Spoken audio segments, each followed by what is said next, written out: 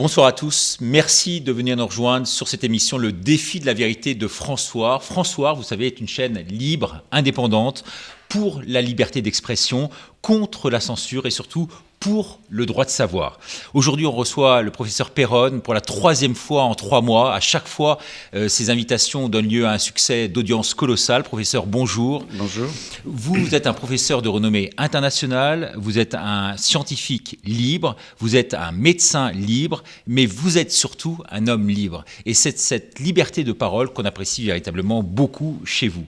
Est-ce que, professeur, vous pensez véritablement aujourd'hui que ce virus justifie véritablement l'hystérie ambiante? Je pense qu'on en fait trop. Moi, je suis pas. Bien sûr qu'il y a eu une pandémie, bien sûr qu'il y a eu beaucoup de morts en mars-avril. Maintenant, le nombre des morts, on peut plus trop savoir le nombre exact parce qu'il y a tellement de tests qu'on appelle PCR pour le diagnostic qui donnent des faux positifs qu'on ne sait pas qui est mort avec la Covid ou sans la Covid. Donc, on a des statistiques qui ne veulent plus dire grand-chose aujourd'hui, mais dans beaucoup de pays, malheureusement.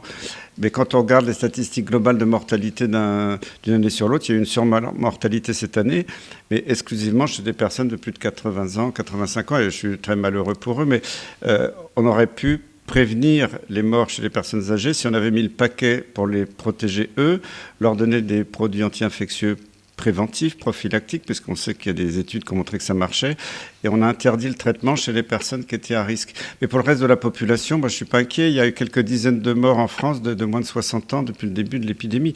Donc, on est en train de détruire la société, détruire l'économie, détruire les commerces, détruire la culture, détruire les restaurants, les cafés. Pourquoi finalement, quand on regarde avec d'autres épidémies, ça n'a pas été bien pire dans d'autres occasions. On n'a pas arrêté le pays pour autant, parce que les catastrophes économiques, sociales, les suicides, ça va être colossal. Alors justement, on va revenir quand même sur l'origine du virus, puisque ça donne lieu à une polémique sans précédent à l'heure actuelle. Certains disent que le virus est d'origine naturelle, d'autres de façon artificielle, en gros qu'il a été créé en laboratoire.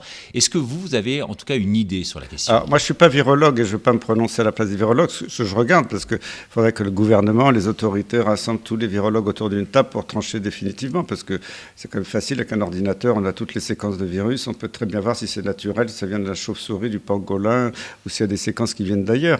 Parce que je constate, c'est qu'il y a de plus en plus d'experts de très haut niveau dans plusieurs pays qui disent que ce virus n'est pas naturel. Après, c'est pas à moi de trancher. Je regrette qu'il n'y ait pas un vrai débat de fond avec les scientifiques pour trancher. Mais c'est vrai qu'il y a quand même des choses très intrigantes dans ce qu'on lit, qui ont été publiées en Chine, aux États-Unis, en Europe. Alors, on va revenir sur les publications, hein, c'est essentiel. Et c'est la raison de votre venue. Mais je ménage un peu le suspense auprès de nos téléspectateurs. On va revenir donc sur ces parutions dans un instant, notamment dans le New England Journal of Medicine. Mais d'abord, avant cela, peut-être sur les solutions aujourd'hui par rapport à cette pandémie, des solutions qui existent et qui n'impliquent pas forcément, professeur, le vaccin. Vous êtes d'accord avec ça? Alors, le vaccin pour une maladie qui, au total, la mortalité globale est 0,05% chez les personnes à risque, on peut régler l'épidémie en quelques semaines si on fait les choses dans le bon ordre. C'est-à-dire que le virus circule dans les écoles et chez les gens dans la fleur de l'âge qui travaillent, à la limite, c'est comme quand il y a l'épidémie de grippe ou d'un autre virus, ils s'immunisent, ils font une forme qui n'est pas trop méchante. Les quelques rares cas qui font une forme plus méchante, ils sont hospitalisés, on leur donne un traitement. Mais là, depuis des mois et des mois et des mois, on a refusé les traitements, alors qu'il y a des tas de publications scientifiques internationales sur plusieurs molécules, il n'y a pas qu'un seul médicament, qui montrent que ça marche. Et c'est l'expérience des médecins de plein de pays qui disent que quand on l'utilise, ça marche. On ne passe plus les malades en hospitalisation, on ne les passe plus en réanimation. Et comment ça se fait qu'on est des mois après, et on continue à nous dire qu'il n'y a pas de médicament? C'est plus de la science, c'est du déni. Mais je reviens sur cette question du vaccin. Effectivement, certains prônent le vaccin, certains le revendiquent haut et fort, mais il doit y avoir quand même, en termes médicaux, vous le connaissez très bien, professeur, la notion de consentement éclairé. Et on a l'impression qu'on ne sait pas ce qu'il y a véritablement dans ces vaccins que les gens prennent aujourd'hui. C'est votre sentiment? Pour bien le dire aux gens qui nous écoutent, j'ai toujours été un pro-vaccinal important, parce que j'ai présidé toutes les commissions qui faisaient la politique vaccinale en France pendant des années et des années. Donc je suis pro-vaccin à fond. Là, ce qui se passe, ce qui me choque, ce qui a choqué aussi le professeur Clarence Sigris, qui est une grande experte de la vaccination à Genève, c'est que tout s'est fait à la va-vite. On n'a même plus le temps de voir les résultats. C'était même pas publié encore il y a quelque temps. on ne sait pas trop si les données ont été vérifiées, et d'un seul coup, on vaccine tous les pays.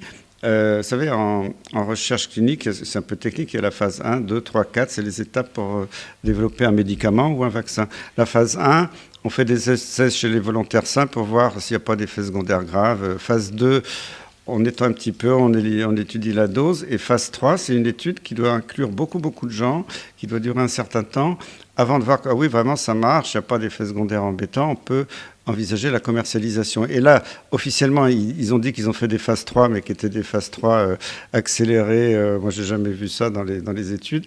Et donc, d'après vous, on est toujours à la phase 2 ? À la phase 3. Parce que là, on est en train début de la phase 3. On est en train de, la phase 3, officiellement, elle est terminée pour certains laboratoires, mais on est dans une situation comme si on continuait la phase 3, qui a été un peu bâclée, faute de temps, sur la population. Et moi, quand j'ai demandé à des médecins qui vaccinent, mais vous faites signer un consentement éclairé aux personnes qui reçoivent le vaccin, ils m'ont dit non. Donc, moi, je ne suis pas contre les vaccins. Je dis, les vaccins doivent se faire dans l'ordre des choses, selon la loi. Si tout n'est pas complètement évalué, les autorités ont le droit de le dire. Écoutez, voilà, ce n'est pas encore complètement évalué, on avance, on va apprendre en marchant. Mais c'est le discours que ça y est, tout est évalué, ça marche, il n'y a aucun effet secondaire, qui... je trouve qu'on va un petit peu trop vite, c'est tout. Oui, mais c'est vrai que les autorités, à leur décharge, prône aujourd'hui la nécessité de répondre, en fait, notamment aux variants qui sont arrivés. Donc, on essaye de parer au plus pressé, en quelque sorte. Les variants, il y a un problème de transmissibilité à travers les variants. Dans toutes les infections respiratoires, on le sait avec la grippe, au fil du temps, le virus mute et change un petit peu ce qu'on appelle les variants. Il y a des variants qui sont presque pareils que le virus précédent, puis de temps en temps, dans un pays ou un autre, pour des raisons diverses, le variant va être un petit peu plus différent. Et dans certains cas, c'est vrai qu'il peut échapper un petit peu à la réponse immunitaire. Alors, c'est jamais 100%, 0%, même si on a un variant qui est assez proche du virus initial. Si on a fait le virus, on a quand même une immunité de fond qui le plus souvent, nous protège quand même. Là, c'est vrai que, alors, on nous fait peur avec tous ces variants. Déjà, on nous a fait peur au mois de septembre. Attention, il y a un nouveau variant espagnol qui est terrible, qui va ravager l'Europe. On ne l'a toujours pas vu. Là, il y a le variant anglais, le variant sud-africain, pas de partout. Quand on regarde ces variants, c'est vrai, on l'air plus contagieux, mais honnêtement, quand on regarde à l'échelon de la planète, ces variants ne sont pas responsables d'augmentation de mortalité. Donc il faut être prudent. Et c'est vrai qu'aussi, comme là en plus les vaccins ont été développés de façon un peu rapide, on ne sait absolument pas si ces vaccins seront aussi efficaces sur les variants. Donc il y a encore beaucoup de questions scientifiques. Moi je suis un scientifique, j'aimerais que tout ça soit pris à bras-le-corps par les scientifiques, les autorités, pour faire les bonnes études, pour montrer tout ça. Pour l'instant, on est dans un flou artistique. Oui, c'est ça, parce que finalement, la question sous-jacente à celle que vous posez là, c'est comment reprendre aujourd'hui le contrôle véritablement de la santé. On a l'impression qu'elle nous échappe, cette santé aujourd'hui. C'est votre sentiment, professeur ? Oui, parce que la santé est un peu déconnectée de la science, parce qu'il y a une petite élite qui se dit scientifique et qui ne lit pas toutes les publications scientifiques ou qui en fait un résumé qui n'est pas conforme à la réalité, et puis qui influence des personnalités politiques qui, je ne leur reproche pas, ne connaissent pas la science. Mais on arrive dans une politique qui n'est plus cohérente avec une gestion d'épidémie. Moi, si on me demandait de gérer l'épidémie, je n'isole pas totalement papy-mamie de leur famille. Mais si la famille a un rhume, des signes respiratoires, n'allez pas voir vos grands-parents, prendre des mesures de précaution, qui mettent un masque s'il y a besoin dans certaines circonstances, mais que dans les EHPAD et que les personnes âgées puissent bénéficier par soit le médecin généraliste, soit le gériatre, tout de suite de traitements qui marchent, que ce soit l'hydroxychloroquine, l'azithromycine, la vitamine D, le zinc, l'ivermectine, il y en a plein. Il y a des études, c'est pas du pipeau, il y a des études qui le démontrent. Il y a l'expérience de milliers de médecins dans le monde qui ont utilisé ces molécules, qui en sont parfaitement contents. Et dans les EHPAD, on va dire, vous avez juste droit au Doliprane, et si ça ne va pas, vous faites une injection de Rivotril. Peut-être, déjà, on avait déjà des informations sur l'hydroxychloroquine au tout début de l'épidémie, mais on continue à être dans le déni et à refuser les traitements qui marchent. C'est ça qui me choque. Moi, j'ai horreur des polémiques, si on pouvait faire simple. Mais je peux vous dire que si on faisait vraiment ça, parce qu'il y a même des études avec l'ivermectine qui montrent que des doses préventives, des petites doses comme ça filées, peuvent empêcher la contamination. Donc, s'il y a un cas, personne âgée dans une EHPAD qui a la maladie, on le fait bien pour la grippe, on peut donner le traitement préventif dans les personnes qui ont été en contact, dans la même chambre, ou dans le couloir, ou au réfectoire, et l'épidémie dans l'EHPAD, elle s'arrête. Et si on a un traitement actif, regardez la différence énorme entre les pays qui ont traité tout le monde et les pays qui n'ont pas traité. sur la mortalité, c'est énorme. Alors justement, on va revenir précisément sur ce que vous venez de dire, qui est absolument capital, notamment sur les traitements précoces.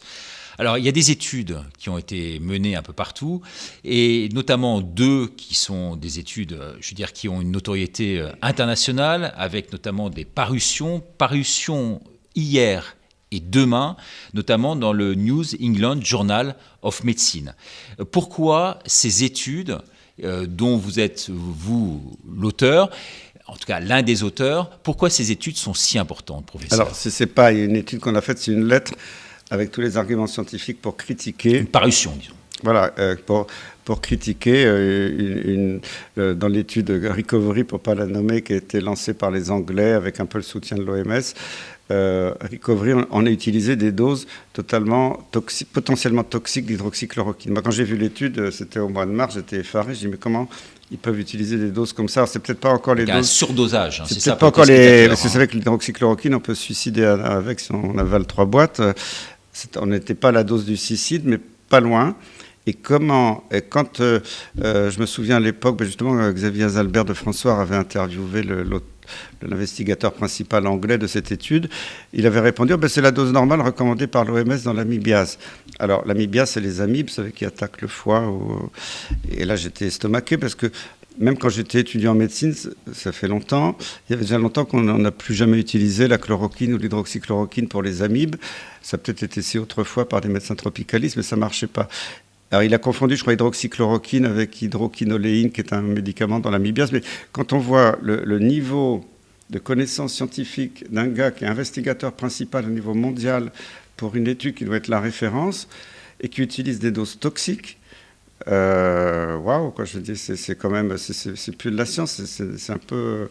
Parce que ce qui est important pour nos téléspectateurs, pour que vraiment ils comprennent, parce que vous avez un langage quand même très, très technique, hein, professeur, c'est que Recovery, en fait, a sonné le glas de toutes les études qui auraient pu mener par la suite. Il y avait déjà l'étude du Lancet qui était totalement frauduleuse. Déjà Lancet. Et ensuite Recovery. Et voilà, après, on attendait le résultat des études, ça avait randomisé ces tirages au sort, c'est un mot que les Français commencent à connaître, on tire au sort des gens qui n'ont pas le traitement, Et Recovery devait être le must international, et on s'aperçoit qu'ils ont utilisé une dose toxique et qu'on n'a vraiment jamais eu vraiment les résultats totaux. C'était un petit peu, il n'y avait pas de transparence sur l'analyse de cette étude, et ça c'est pas normal. Normalement, quand on dépose une étude, j'étais investigateur principal d'études cliniques, on soumet le dossier à des experts indépendants qui analysent, qui critiquent, qui disent voilà, votre dose n'est pas la bonne, elle n'est pas conforme. Là, c'est parti comme ça, avec une dose un peu délirante. Personne n'a rien dit dans le monde. Tout le monde a dit Recovery, c'est magnifique, c'est la grande étude. Et en fait, ils ont exposé les gens, les populations, à des doses toxiques d'hydroxychloroquine. Et je suis heureux parce que, même si c'est une lettre, le New England Journal of Medicine qui a fait analyser notre critique par des pairs, comme on dit, des experts indépendants au niveau mondial, a reconnu qu'il y avait un problème. C'est un journal qui fait office d'autorité dans le milieu scientifique, dans le milieu de la médecine. Donc, effectivement. Mais ce que vous dites, c'est qu'effectivement, suite à cela, à cette étude de Recovery, tous les essais ont été suspendus et ils n'auraient pas dû l'être. Ben oui. Et donc, il y a une réhabilitation à mener aujourd'hui. Il y a eu plusieurs essais français, internationaux, avec divers noms que je ne vais pas citer, sur l'hydroxychloroquine ou l'azithromycine. Ils ont tous été interrompus. Mais ce qui a été vraiment surprenant, c'est qu'il y avait des diapositives, des résultats partiels de ces études qui avaient circulé sur Internet, qui montraient que dans toutes les études, le seul groupe de patients qui allait mieux, c'était avec l'hydroxychloroquine ou hydroxychloroquine plus azithromycine. Et pourtant, les investigateurs de ces études ont fait des communiqués en disant non, notre étude a montré que ça ne marchait pas, on arrête.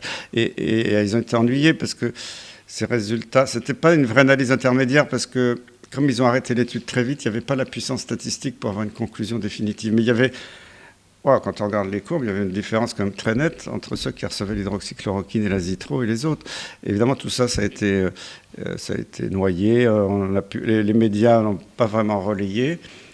Et là, ça n'a pas été publié non plus. Donc, on ne peut pas avoir accès aux données de base. Mais le fait comme ça qu'ils enterrent leurs études, alors que ça devait être la grande révolution internationale, ça prouve qu'il y a anguille sous roche, comme on dirait, quoi. Plus qu'Anguille sous roche, effectivement. Mais derrière tout ce que vous dites, professeur, est-ce que vous n'avez pas l'impression qu'il faudrait aujourd'hui, et je vous dis ça de façon très sérieuse sur cette émission qui s'appelle Le défi de la vérité de François, aujourd'hui que le professeur Raoult ait quasiment le prix Nobel de médecine? De toute façon, c'est certain qu'il est du côté de la vérité. Il est du côté de la vérité. Bien sûr, dès les premières études et après sur des milliers de malades, il l'a archi démontré. Et pourquoi tout le monde veut le faire taire? C'est parce que ça dérange qu'on avoue qu'il y a un médicament qui marche. Ce n'est pas le seul, parce qu'il y a même mieux que l'hydroxychloroquine maintenant. Il y a la fameuse ivermectine qui est un antiparasitaire qui marche encore mieux, qui donne très très peu d'effets secondaires.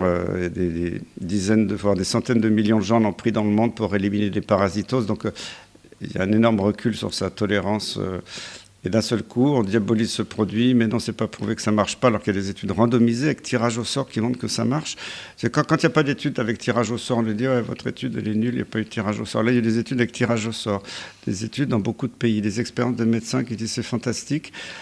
Et on nous dit que ça marche pas, et on attaque les médecins qui le recommandent, parce qu'avec vous savez qu'il y a la liberté de prescription, une coalition santé libre qui représente jusqu'à 30 000 médecins avec tous les consortiums de médecins qui sont alliés. Sur les 200 000 en France, 210 000 en France aujourd'hui. Et qui disent voilà comment on peut traiter, voilà notre expérience. Et il y a un tout petit groupe d'experts universitaires qui disent non, c'est des charlatans. Voire j'ai même vu des criminels. Ce qui est ahurissant, comment les médecins qui soignent, qui guérissent, on peut les traiter de criminels. Je veux dire, là on est sur une autre planète, je ne reconnais plus la science.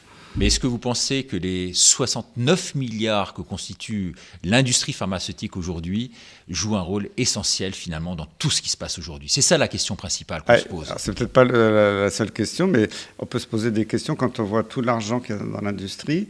Et je l'avais déjà dit à d'autres occasions qu'effectivement il y a une source d'influence, voire de corruption, via des liens d'intérêt déguisés qu'on appelle pudiquement conflits d'intérêts. Alors, un lien d'intérêt, j'ai rien contre, on a le droit de travailler pour l'industrie, mais on n'a pas le droit dans ce cas-là de donner des avis au nom de la France, de faire des déclarations publiques pour dire ceci, cela.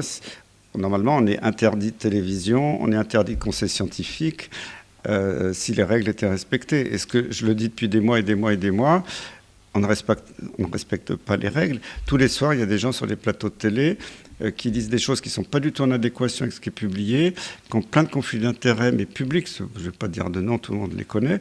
En tout cas, moi, je peux en dire, parce que j'ai la capacité de pouvoir le dire. C'est vrai que les 3 professeurs qui sont les plus présents aujourd'hui sur les chaînes de télévision ont touché, pour certains, entre 130, l'autre 170, l'autre 540 000 euros, notamment des labos et précisément de Gilead. Ça, on a le droit de le dire.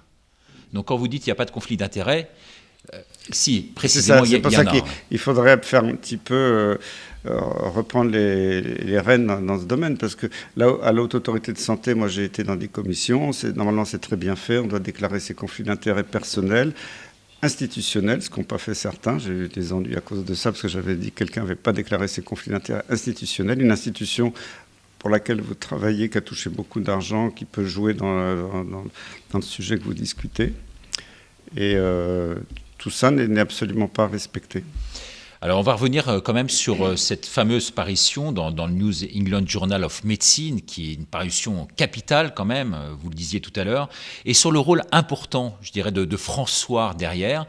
François qui est considéré aujourd'hui officiellement par la politique, les politiques aujourd'hui comme étant un journal conspirationniste, alors que François a une véritable crédibilité et à travers Xavier Azalbert, donc son président, arrive quand même, et son caractère, je dirais, son côté très, je dirais pas médical, mais en tout cas scientifique et mathématique, arrive à pousser justement les investigations très loin. Et ça, professeur, je pense que vous leur ségrez. Mais je l'ai vu rapidement parce que je ne suis pas contre les journalistes, j'ai même des journalistes dans ma famille ou proches.